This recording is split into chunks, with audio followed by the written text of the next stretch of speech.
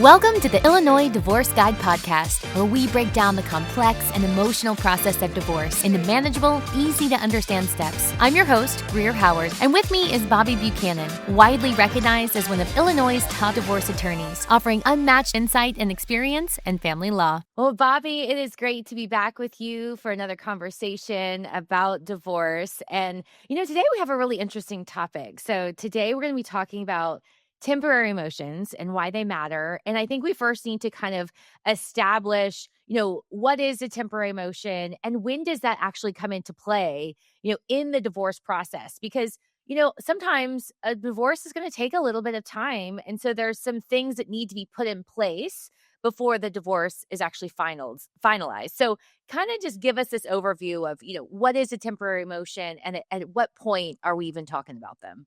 Sure, Greer, great to see you. Great to dive in and talk about divorce again. Uh, Temporary emotions is one that kind of goes against, in a certain sense, my general philosophy about divorce, which is let's see how much of this we can get done by collaboration, by mediation, by just getting agreements done. Temporary emotions is something that we see in cases that are a little bit more contested.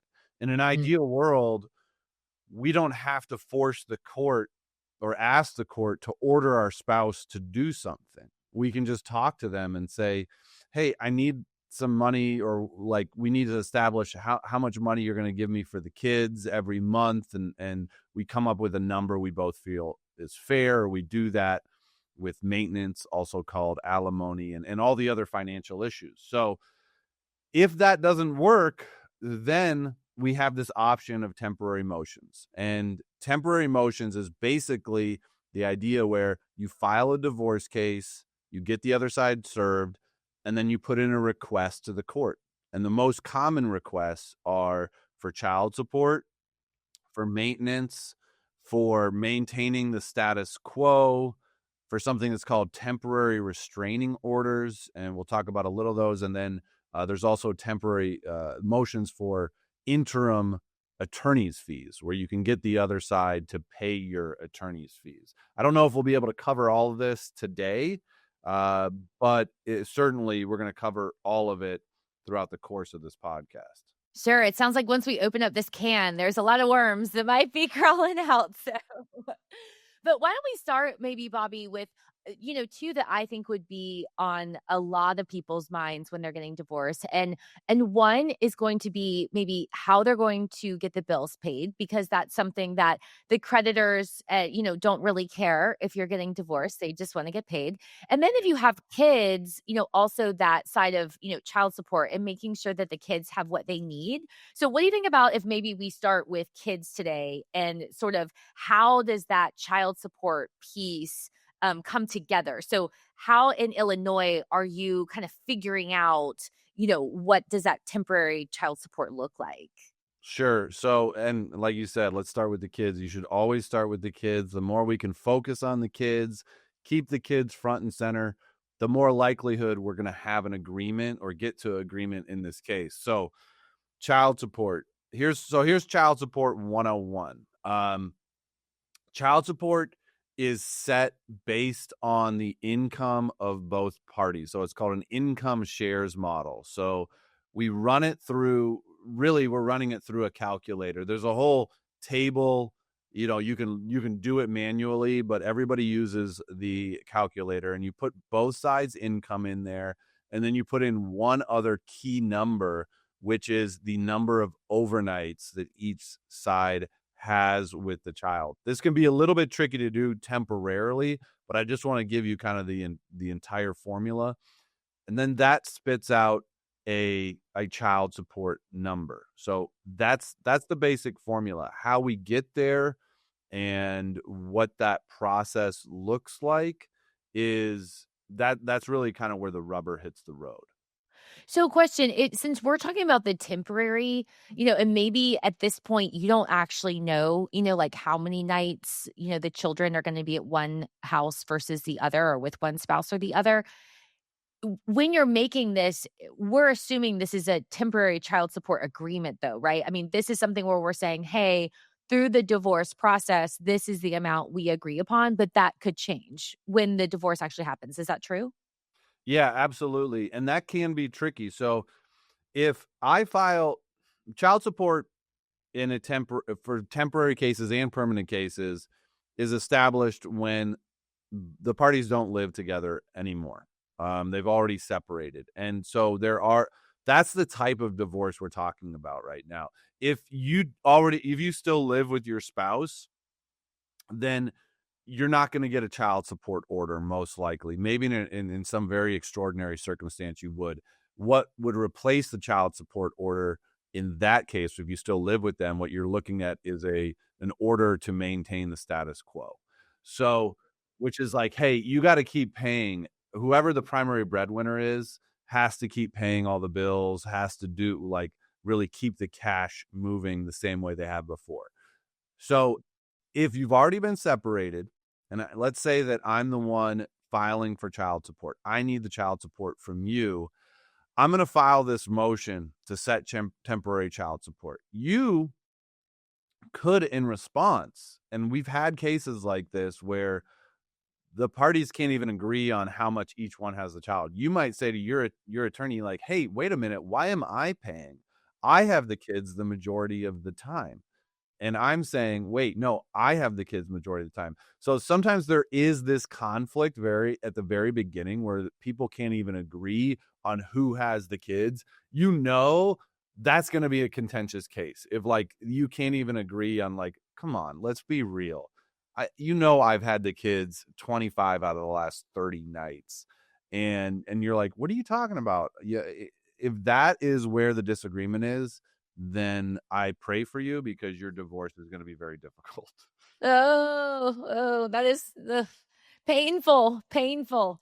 Okay, so I want to just clarify, what you just said in the sense that the temporary child support order is when you are already living separately.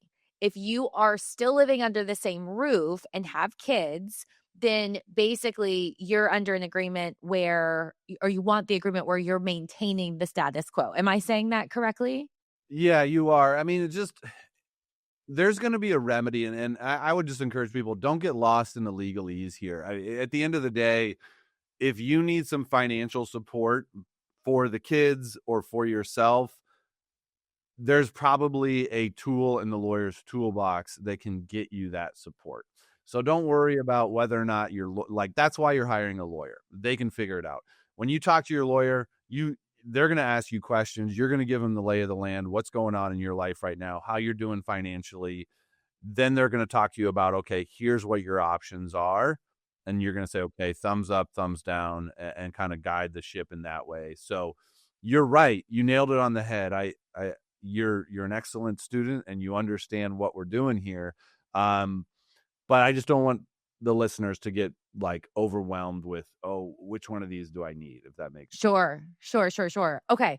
All right. Well, let's give maybe a hypothetical because you mentioned the income shares. So let's kind of break it down in a practical sense. So let's say you have Jessica and she has she has temporary primary custody and she earns $50,000 a year. So that's Jessica. Now her spouse makes $200 a year.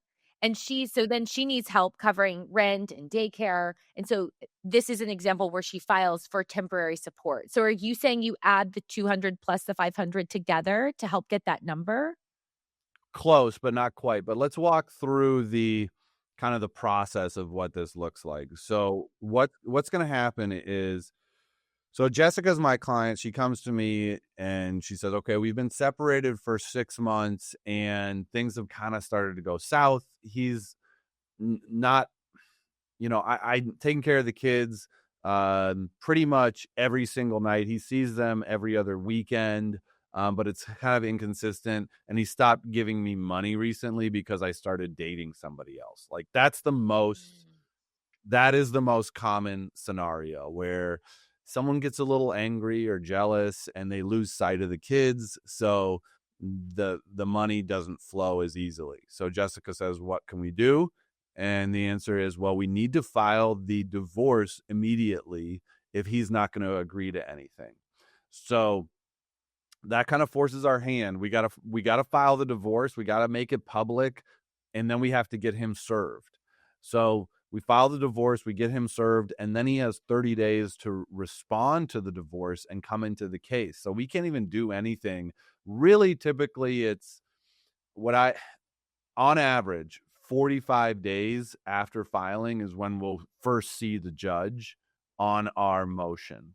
So 45 days later, we see the judge and we say, Judge, we filed this divorce. This is a situation. We filed a motion for temporary support, and we'd like to get the support going as quickly as possible. And the judge is going to say, okay, let's set a hearing date for the support. And usually that hearing, what a hearing is a day that the judge makes a decision on something. So that hearing date is usually, like, depending on the judge's calendar, could be 30 to 60, maybe even 90 days later. So we are looking at 2 to 4 months after we file before you're going to see an order from the judge that you're getting child support from the other side. So that's what we call the procedural side of it. Let's talk about the substantive side a little bit. The first thing the judge is going to say that we need to do is exchange financial affidavits. So both of us is going to fill out this 10, 11-page document detailing how much money we're making, spending, how many assets we have, etc. We're going to exchange pay stubs. We're going to exchange bank statements. And then that's going to give us enough information for the judge to do what's called a summary hearing. There's probably not going to be any testimony or anything like that. You're not going to have to swear in and talk to the judge. This can really all be done by the lawyers. And many times, just putting all this in place will get an agreement to happen. The lawyers have done this 1,000 times. They'll look at the numbers and be like, okay, let's plug these into the child support calculator. And they both agree. They get basically the same number, and they agree on what child support should be. And then we just enter the order, and we don't even have to go in front of the judge and do it. That in those cases, we might be able to get it sooner than the 2 to 4 months. But if we do have to go in front of the judge, then it's a little bit more preparation, and it takes a little bit more time. Yeah, I mean, I'm adding up all of those numbers in my head of how long it takes to see the judge the first time and then to schedule the hearing to actually, for them to rule on something like this. And this is just a temporary, order. This isn't even the full case. So Yeah. my first thought is, what does someone like Jessica do if she's making 50,000 and her spouse has cut her off? I mean, is this a situation where she's putting things on credit cards, or what is she doing in that meantime? Yeah, pretty much. I mean, you can't go to the court and say, Judge, this is an emergency. I'm running out of money. I'm taking on debt. I need this child support sooner than 2 to 4 months. Like, no judge is going to call that an emergency, because honestly, if they did, they would be flooded with those sorts of emergencies. So it's really one of those things where you're going to have to get creative. If you're truly running out of money and you don't have options, then you are going to have to put things on a credit card. You're going to have to borrow money from friends or family. You're going to have to really budget and spend wisely the money that you do have. Divorce can be really hard sometimes. I mean, you're going from a situation where there was a primary breadwinner to maybe you're now taking care of the kids, and the primary breadwinner is not supporting you in the way that they had before. Yeah. And would you say it's common that someone like Jessica would end up getting that money back through the legal process? Yes, it is possible that she would get that money back if you file for support. The day that you file for support, even if it takes 2 to 4 months to get the support order, you get what's called a retroactive support amount, meaning the court will say, okay, child support is set at $1,000 or $1,500 per month, and you originally filed your request for support 4 months ago, so we're going to give you an additional award of 4 months times $1,500, $6,000. So you can get that money back in that sense. So maybe in a way, if, like, let's say that the attorneys talk and they have that calculator and they kind of have that estimated, number and they're hoping that they'll agree, but they don't agree. Maybe Jessica needs to have that number in her mind to not overspend on the kids too, because that calculation is going to come in to be pretty important. Yeah, absolutely. And the other part of this is there are so many expenses that are involved with kids. And the big one that we did mention in this hypothetical is daycare. And daycare is actually completely separate from child support. So that is an additional, yeah. So there's going to be the standard guideline support that she's going to get. We're going to plug the $50K into the calculator on this side, plug the $200K on this side. In this scenario, we're assuming there's no debating that she's taking care of the kids the majority of the time. So she's going to get the maximum amount of support based on the incomes. And then she also is going to get a prorated amount for daycare based on what the daycare expenses are. It's very clear in the law that if daycare is needed for someone to work, then they get a contribution from the other side. That's a great little tidbit. I did not know that. I didn't know that daycare was considered something separate. So that's probably very helpful for some people. Okay, so why don't we? Well, are we good? Do you want to move on to the temporary maintenance, or is there anything else with kind of that child support temporary agreement that we should cover before we kind of shift? I think the only thing that people really need to keep in mind is if you do think that there's going to be a debate about how many overnights you have the kids and how many overnights the other side has the kids, keep a journal, keep a diary. It's much easier if you have a specific calendar where you can say, listen, I know I've had the kids these nights for the last 90 days or 120 days, whatever it is. Then you can put to bed that argument pretty quickly from the other side, who might just be trying to muddy the waters. Maybe they know that they haven't had the kids that amount of time. And just so people know, it's 40%. So there's this within the calculation. If you have the kids 40% or more, then you pay drastically lower child support. So if you do have the kids, let's say you have the kids 50% of the time and both parties agree that you guys are splitting the daycare or splitting the parenting time, your child support is going to be drastically less. And that's what people have to realize is that if the other side has the kids 50% of the time, don't be expecting to get $1,500 per month, even if the other side makes significantly more. You're probably looking at maybe $300, $400, $500 a month. But if you make similar amounts and you care for the children, similar amount of time, then you can't expect child support. It just doesn't make sense. It wouldn't be fair. And so I think it's important that people have a clear understanding at the onset to set their expectations in the right place. Yeah, that's such a great point because, you're not just because you have children doesn't necessarily mean that someone is always paying child support and then someone's always receiving it. It really does depend on your situation. And if both of you are working, make similar, incomes, like you're saying, have the kids a similar amount of time, that may just be a moot point. That may be something that in your particular case, you're not actually even discussing. So interesting. Yeah, and if you're paying, if you're saying, well, I pay the majority of the extracurriculars, I pay, my fridge is better stocked, I buy them clothes more, I buy their shoes more, that doesn't mean that you're entitled to more child support. It might mean that you need to get an order, because in addition to daycare, actually, there's also a contribution to extracurricular activities. So you can get the judge to say that the other side's going to contribute $200 a month or,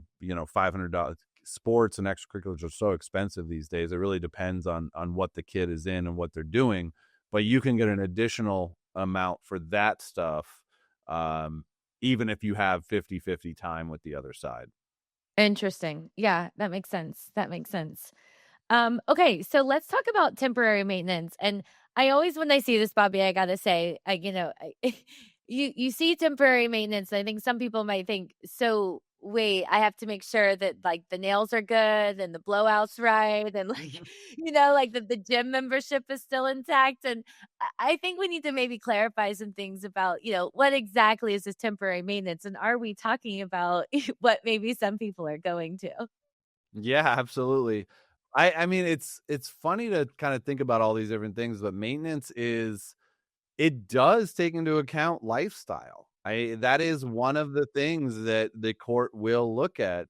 And if someone goes from living that life where they're, getting the regular the blowouts, the nails done, they're going out to brunch, every day, and they have that sort of money to be spending, and then that goes to zero, the court is going to consider that when determining not so much what the maintenance amount is, but whether or not there should be maintenance at all. So it's one of the many factors the court's going to look at. The biggest one is the income. Is there an income disparity with the parties? Um, Also, the court may look at how long have they been separated. If you've been separated for 5 years and your spouse hasn't been giving you any money, and that's just the way it is, then the court's not as likely to set a maintenance amount. But if you've been separated for 3 months and you before that were like very clearly supported by your spouse, they were the breadwinner, you guys shared a credit card, you put as much on that credit card as you wanted, or there really wasn't, how can we say, much budgeting going around as far as how much money you could spend and your spouse spent, then maintenance is 100% on board. Okay. And, it makes me think too, I mean, is it realistic to say in a lot of the scenarios that once you actually have two separate homes, you're paying, two mortgages or two rents, two sets of bills, all of these things, maybe your lifestyle might have to change? It's possible that what someone could support under one roof, maybe they can't support the same lifestyle, quote, under two roofs. I mean, is that a fair statement? Because I always think about that. Yeah, absolutely. And it's you are going to we can't make wine out of water here. It's not like we can, just make money appear out of nowhere. There's realities of supporting two households. It's more expensive. And even if the breadwinner did do very well in your marriage, at the end of the day, that money is not infinite. So we can't expect to be living the same lifestyle exactly that we were before. So people are going to have to prepare themselves for that. And I think that can be one of the main reasons that divorces drag out, is unrealistic expectations regarding finances. And there's even like the toughest cases are the ones that drag out the most that we see financially, or one of the more common ones, is where both parties are living together. One is the primary breadwinner. They're completely, they have been, and they continue to support the other side. The other side doesn't work at all. And the other side maybe doesn't even want the divorce. They have zero incentive to move out of the house, to agree to any support amounts, to get a job. Like, they can just kind of sit there, and it can be like pulling teeth in court, and you have to get all these court orders to finally force the issue. So people being comfortable with their financial situation and kind of unwilling to accept their new reality can make divorce a lot tougher on breadwinners. So we have to, when we do represent someone who's the breadwinner, we have to prepare them for that possibility and encourage them to make a settlement offer at the beginning that really incentivizes the other side to agree to it. If I'm the breadwinner and I'm trying to be stingy, then, and I don't want to make a good settlement offer, then I'm almost guaranteeing that this case drags on for a It's year, going to be a fight. 2 years. You're either going to settle, and probably give them more, or you're going to spend all your money in the court. Yeah, you're either going to be giving it to the attorneys or you're going to be giving it to the other side. I mean, it is very common that we have these sorts of cases where we say, listen, you should offer her $50,000 right now to make this case just go away and move on. And they don't want to do that. And then fast forward a year, they've paid us $50,000 to litigate it. And we're kind of in the same place. So And still probably owe money anyway. yeah, and it's hard to do. I mean, if I'm the breadwinner and my wife cheated on me and she's the reason that the divorce is happening, obviously there's plenty of blame to go around. I didn't give her enough attention in the past or whatever. But you know how it is from my perspective. She cheated on me and now she's staying in the house. I don't want to give her a dime. But the reality is I'm going to be living with her for a long time if I'm not want to be pragmatic about it and make a reasonable offer. Right. Okay. And and also I think we want to remind everybody we're talking about these temporary orders specifically today. So the maintenance could also, and correct me if I'm wrong, that could be something where it's like a bridge, right? It's something to help them kind of just get off their feet, right? To help them. Like, okay, so there's a scenario here we could talk about. So Mike left his job to support his wife and her medical career. Now she's filing for divorce and he needs a short-term support to re-enter the workforce. So this would be one of those examples, right, Bobby, that, is this maybe something where it's happening for a little bit of time so that Mike can get back into the workforce, start making money again, and maybe not something that, she's paying forever. Absolutely. And the maintenance at the end of the day is the majority of it is rehabilitative, meaning it is a bridge to get us to a place where maybe that time that we spent raising the kids, we can now jump back into the workforce and catch up income wise. That can take years and years, but other times it is more temporary. And I just need some time to get back on my feet, get my resume out there and get a job. So it is not, we're not talking about permanent support here. The thing about temporary motions, both child support and maintenance, is that they're always modifiable. They're what's called without prejudice, meaning just because the judge ordered support to be $3,000 doesn't mean that the permanent support is going to be $3,000. Although there is kind of this thing of momentum in cases. So if something is set at a certain amount, then that becomes the anchor point, and then you're negotiating around that. So these hearings can be very important in the grand scheme of things, but it is temporary. It is always modifiable, but it can set a tone. So we need to be aware of that. Yeah. So is there anything else that people need to know about the maintenance and the temporary order? The maintenance, I mean, yeah, I mean, and this is just kind of the general rule as far as maintenance. People probably want to say or ask, how much am I going to get paid? How much is the maintenance going to be? And it's a formula where we take 33% of the net income of one side and then minus 25% of the net income of the other side. And that calculation gives us the maintenance. So whether that's going to be $1,000 a month or $10,000 a month depends on what the financial situation is of both parties.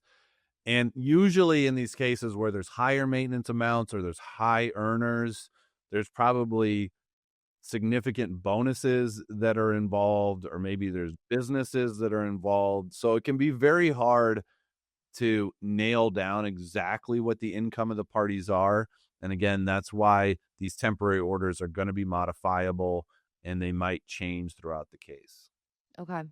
So I think we covered two really big ones today. We talk about the temporary child support. We also talk about the temporary maintenance. do you want to just kind of like on a high level, maybe mention, and we may have to do another episode on this, Bobby. I don't know what you think, but maybe on a high level, kind of mention a few other common temporary orders? Yeah, let's just I'll just go through them as far as the big ones that people do cover, and then I think we'll we will do another episode where we dive into each one of those. So Okay. the big ones, I think there's really 4 other ones. We alluded to one of them or talked about it. That's the motion to maintain the status quo. That's basically when we are still living together, but the breadwinner is getting a little funny with the money. They've stopped paying some bills. They've stopped putting money in the joint account. So I say to my lawyer, hey, can you do something? He says, yeah, let's file a motion to maintain the status quo. And then the court will enter an order saying, whatever you have been paying. Sorry, my phone just went off. Oh, We'll start over there. So there's gonna be 4 of these, and I already alluded to the first one, which is the motion to maintain the status quo. That's where we're living together still, but the breadwinners started to do funny things with the money. They've stopped paying bills. They've stopped putting money in the joint account. Maybe they've stopped paying the mortgage. Whatever the case may be, my lawyer can request that the court order them to just keep paying the bills and doing the things that they've always done with the money. And so that can usually fix that one. And then the other 3 are, we can file motions to get exclusive possession of the house. That's a big one. So you can get that the is a other big side. one. Yeah, we get the other side kicked out of the house. It's hard to do. You can't just get them kicked out because there's awkward silence. Or just, you guys are fighting or arguing a bit. It's got to be pretty extreme. And so we'll talk about that one more. There's one called a temporary restraining order. So if the person who has access to the money is just moving the money around or actually like doing the equivalent of taking the money out and burning it up or getting rid of it in a way that can't be reversed, then a TRO, as we call it, may be appropriate. And then importantly, attorney's fees. So you can file a motion to get the other side to pay your attorney's fees. Most attorneys, pretty much 99% of the attorneys, aren't going to get into a case without getting a retainer paid up front. So you are going to have to figure out how you're going to hire your lawyer. But once they're into the case and it's clear that their client doesn't have access to the money like the other side does, they can file this motion for interim attorney's fees to get the other side to fund your attorney's fees. So a lot to talk about as far as temporary motions that can be filed during the case. Okay. All right. Well, I think we have more to talk about on the temporary orders, Bobby, especially with the house and the attorney's fees. Yeah, because in our hypothetical situation earlier, where I think it was Jessica that made 50,000 and her, her spouse made 200. She may need that. I mean, she may need some help with that to even be able to go through the divorce process and to be represented. So, yeah, a lot to dissect. You know what, Bobby? Every time we have a conversation, it alludes us to more conversations. There's so much to cover. Yeah, I mean, divorce it's complex. I mean, we've woven ourselves together over years, and now we're trying to figure out how to unwind. And there's a lot to talk about. So Yeah. we'll be here. Well, Bobby, thanks so much for your insight today. And again, as always, if you have any questions, please hit us up, comment, send us an email, and let us know, because we would love to answer them, so that we can be helpful for you. And thanks so much for being here with us today. Thank you for listening to the Illinois Divorce Guide podcast. We hope today's episode gave you clarity and support as you move forward on your journey. If you found this episode helpful, please subscribe, rate, and review us on your favorite podcast platform. Tune in next week for more insights and expert advice on the Illinois Divorce Guide podcast.